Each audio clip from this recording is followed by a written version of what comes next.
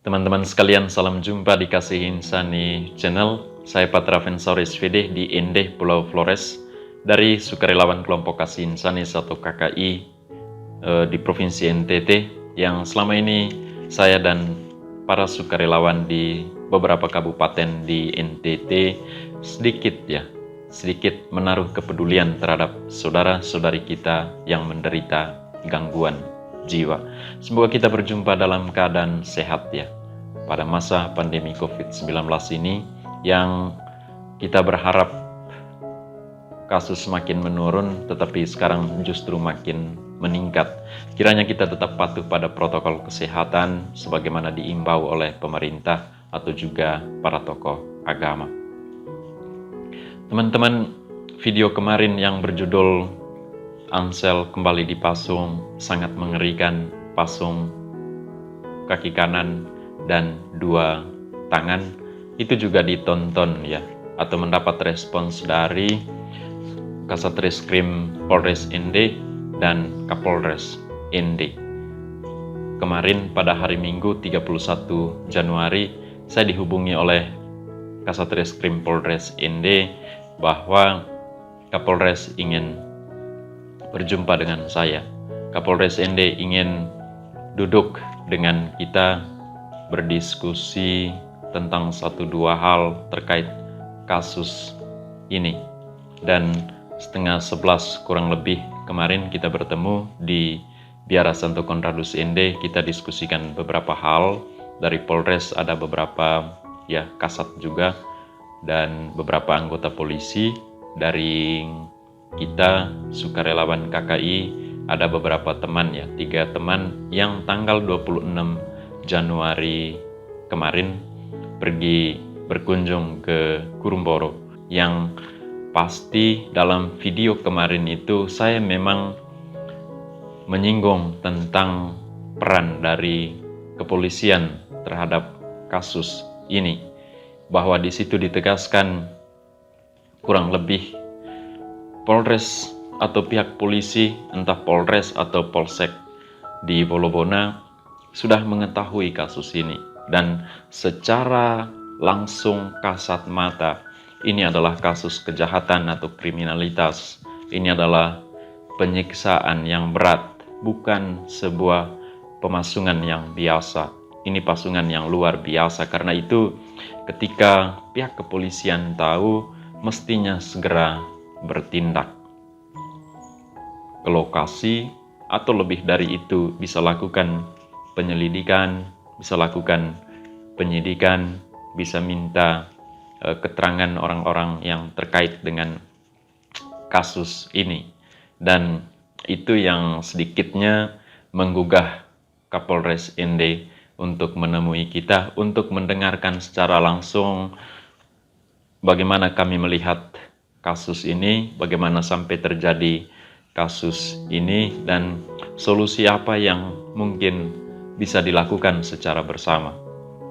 Menurut beliau, desakan bahwa ketika polisi sudah tahu tentang kasus ini dan segera evakuasi dan lakukan penyelidikan dan penyidikan terhadap kasus ini, menurut Kapolres tentu tidak dengan mudah untuk lakukan itu.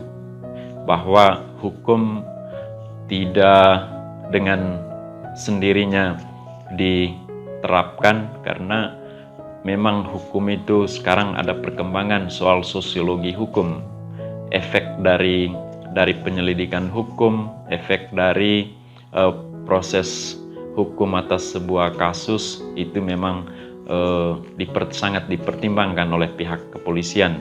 Misalnya mereka langsung melakukan evakuasi tanpa diskusi dengan warga, karena melihat bahwa ini penyiksaan, kriminalitas atau kejahatan, itu bisa berefek lebih besar secara sosial pada warga.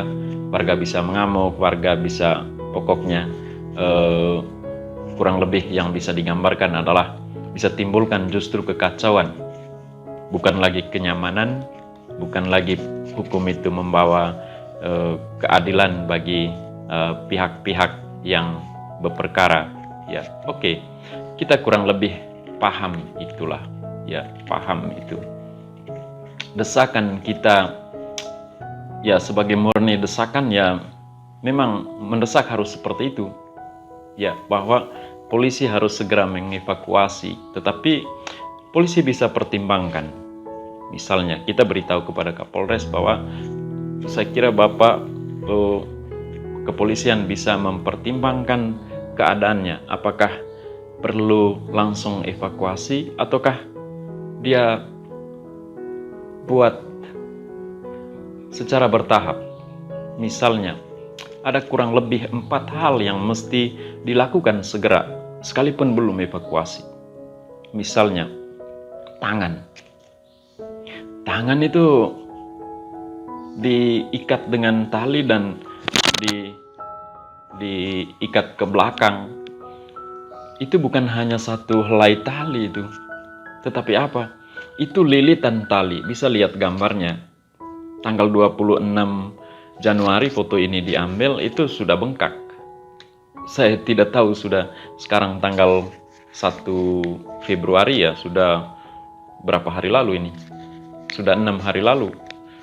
Dan boleh jadi sudah bengkak sekali dan boleh jadi sudah luka. Ini lilit. Ya, saya kira hanya diikat dengan satu helai tali ya, itu sudah sangat cukup untuk mengendalikan agresivitas misalnya pada Ansel. Tapi ini lilitan dan disitulah letak atau celah soal penyiksaannya. Disitulah letak kurang lebih kriminalitasnya. Yang kedua adalah yang perlu respons mendesak adalah sejak dipasung 21 Januari dia tidak makan dan tidak minum. Dia mesti dapat makan dan itu segera. Bukan tunggu evakuasi baru diberi makan, baru semuanya dilepaskan. Bisa dilakukan secara bertahap. Sekali lagi, sekalipun desakan kita ya harus total untuk evakuasi, bisa dilakukan secara bertahap. Yang ketiga adalah paku pada kayu pasungan yang menjulur keluar dan membatasi gerakan kakinya. Dan itu kalau kakinya bergerak, itu bisa luka. Maka kakinya harus pada posisi seperti itu sejak tanggal 21 itu. Kalau sekarang sudah tanggal 1 ya, kurang lebih sudah berapa ya? Sudah 12 hari. Ya 11 hari. 12 hari atau 11 hari. Paku itu mesti segera dicabut. Sekalipun sekali lagi evakuasi itu belum dilakukan secara total. Yang ketiga, bersihkan tempat dia dipasung. WC kecil, WC besar, nah itu kan tidak ditangani. Relawan ke sana pada tanggal 26 Januari ingin membersihkan tempat dia dipasung, tidak dikasih air. Ya kita mau bersihkan seperti apa? Bahkan yang seperti yang saya singgung pada video sebelumnya, ada warga yang mengatakan tidak usah siram, nanti airnya mengalir di depan rumah saya. Saya kira bukan hanya saya, tapi teman-teman yang dengar cerita ini ya tahan napas. Hal yang sekecil itu bisa tidak dilakukan. Hal yang sekecil itu orang bisa berkomentar seperti itu. Yang keempat adalah penanganan medis segera dilakukan pada dia. Ya, injeksi, kasih dia obat, izinkan pihak puskesmas untuk memberikan layanan medis. Tapi kan ini tidak bisa dilakukan karena pasiennya tidak makan dan tidak minum. Tempat pemasungan sangat kotor menjijikan yang membuat layanan itu sendiri juga terhambat. Ya, kurang lebih 4 hal inilah yang bisa dilakukan segera, mendesak, urgen. Evakuasi belum sekarang, mungkin misalnya masih negosiasi, masih pembicaraan, masih diskusi, tapi bentuk langsung dari penyiksaan itu mesti segera ditangani. Pasung hanya pada kaki itu sudah cukup membuat warga di sana aman. Ya, saya tidak tahu kenapa bisa dipasung dengan penyiksaan seperti itu. Ya, boleh jadi ketakutan yang luar biasa bisa melepas sendiri dari kayu pasungan, atau menganggap penderita itu seperti stigma atau pandangan keliru yang sudah lama dianggap benar, yakni penderita gangguan jiwa itu memiliki ilmu hitam, penderita gangguan jiwa itu ada kekuatan lain di dalamnya, dan lain-lain. Boleh jadi karena seperti itu. Tapi saya kira dulu kita sudah bicarakan itu, dan pihak puskesmas juga sudah bicarakan tentang itu, soal stigma. Sebenarnya soal stigma itu sudah dibongkar sudah sekian lama. Cuma orang yang di dalamnya ada stigma, memegang stigma itu, mau stigma itu dibongkar atau tidak, mau dibarui soal pandangannya dengan pandangan baru atau tidak, itu soal pembaruan diri setiap orang, tapi juga bisa pembaruan kolektif secara lingkungan atau secara komunitas adat atau komunitas sosial atau komunitas tingkat kampung. Teman-teman sekalian, kemarin Pak Kapolres ya kurang lebih mendengar banyak hal tentang kasus ini, dan dia juga menyampaikan beberapa hal kepada kita. Dia sangat respons, dia sangat berkomitmen untuk adanya solusi atas kasus ini.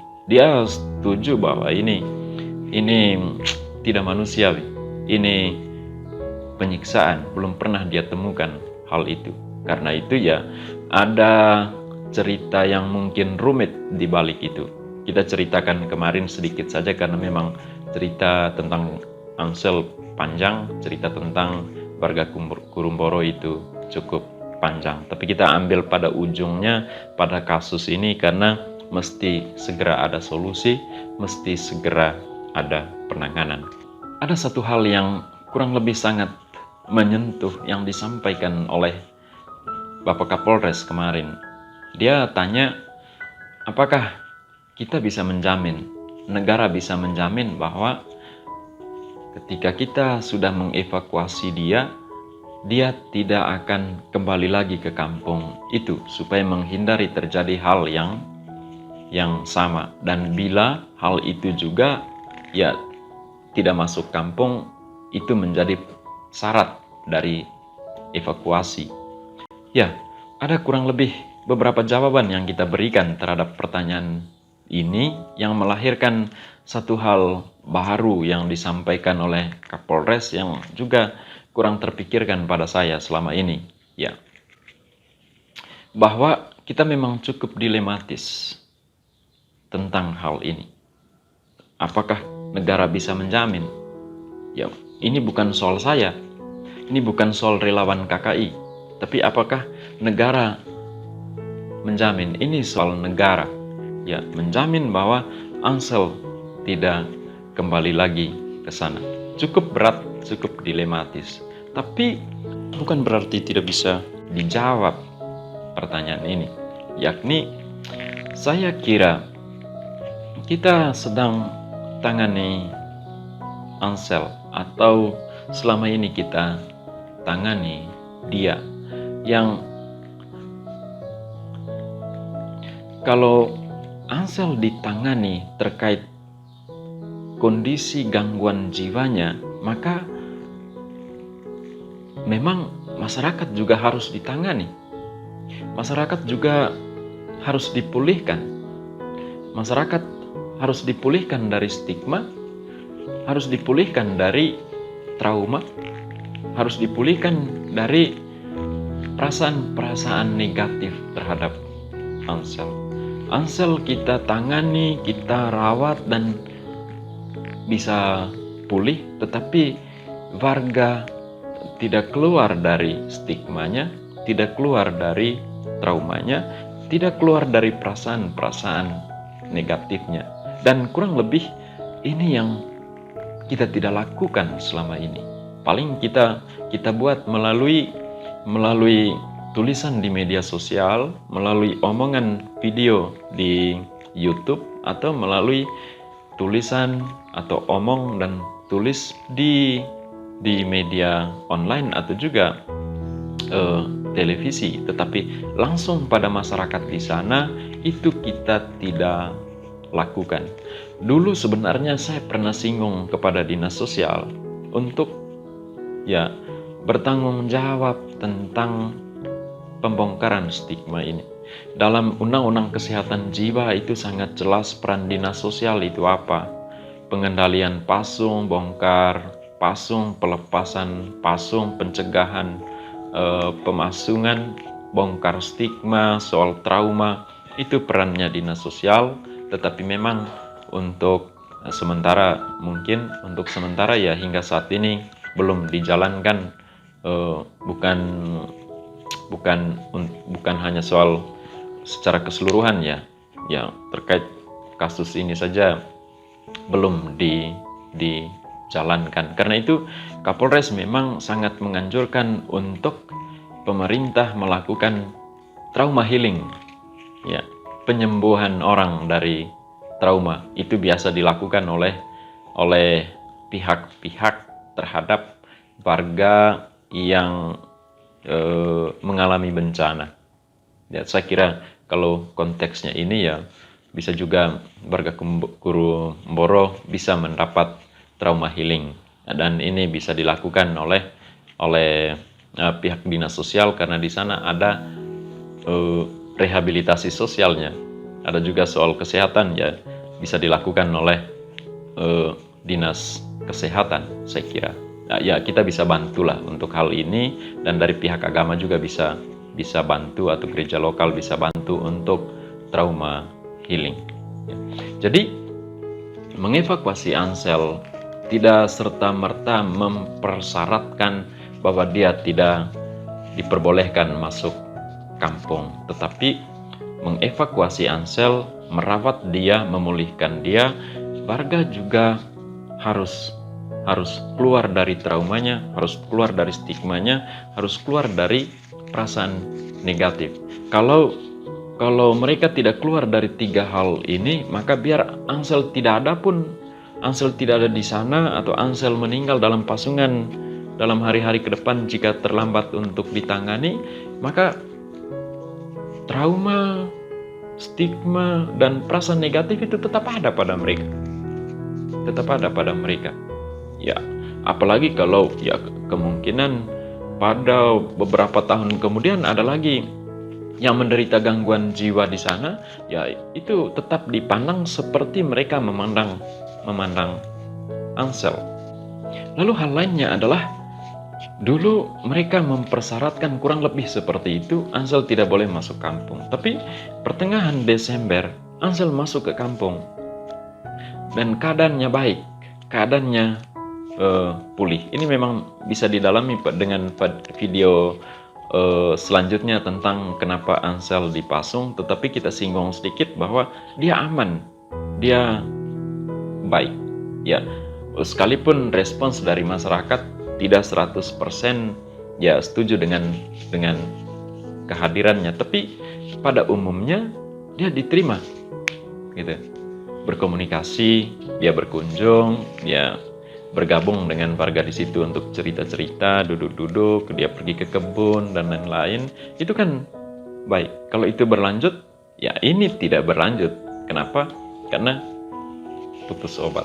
Dan ketika kambuh, lebih besar kambuhnya dan puncaknya pada tanggal 21, maka pemasungan itu terjadi.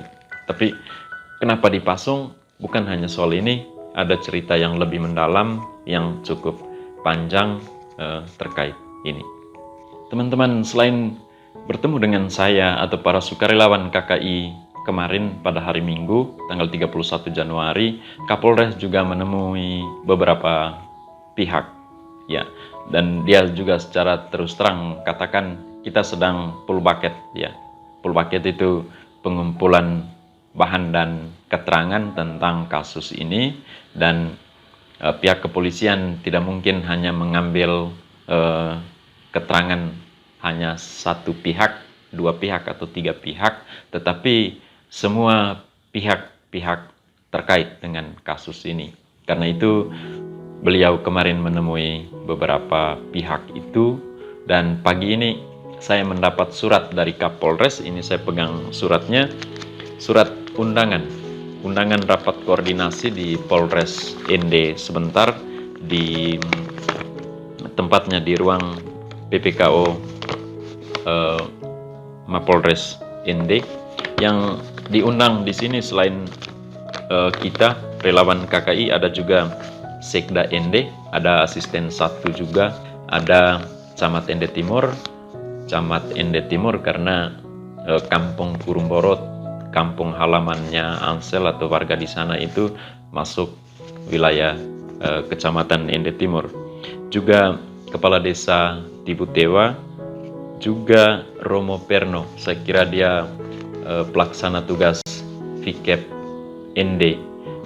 VKEP atau kevikepan itu dalam struktur gereja Katolik, Gereja Keuskupan Agung ND, yang kebetulan atau memang secara administratif ya Ansel adalah seorang agama Katolik. Pihak ke-8 yang diundang adalah keluarga dari Ansel.